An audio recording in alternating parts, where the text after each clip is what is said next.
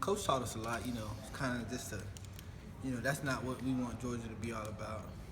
Kind of you got to stay poised. We even practice that in practice. Even when guys get a little too physical in practice, like want to fight, to kick them out of practice, just like a real game. And I think he's done a great job of doing that. Has that happened this week? This week, no. Not Has it yet. happened before? Not yet. It happened before, but not yet, because tomorrow we got another physical day. You never know what can happen.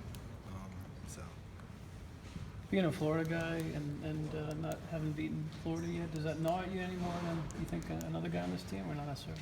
No, not necessarily. Just I think it's more of the Georgia-Florida rivalry. We got to go get this victory, and that's what our mindset on is going to get this victory.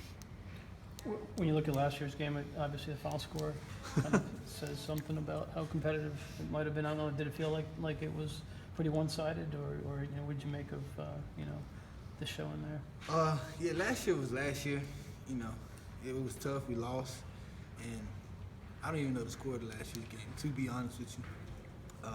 We're gonna leave that in the past, but I guarantee you this year's gonna be different. Is that when you broke your hand? Yeah, I broke my hand in the that first game. play, and you didn't play much after that, right? Yeah, I played a little bit, but it was a little tougher. I had to.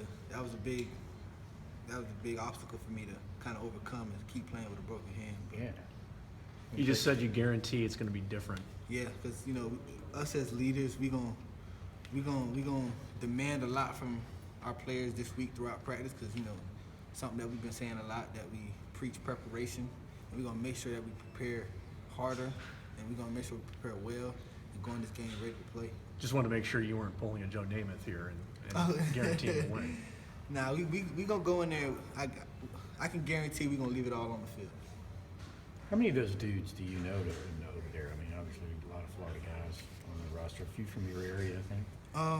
I know quite a few of those guys. Offensive, defensive side of the ball, and it makes no difference whether I know them or not. We still gonna go out there, play physical. Yeah, after the game we might go at it, like crack a couple jokes, but on the field, between the lines, we gonna go to war.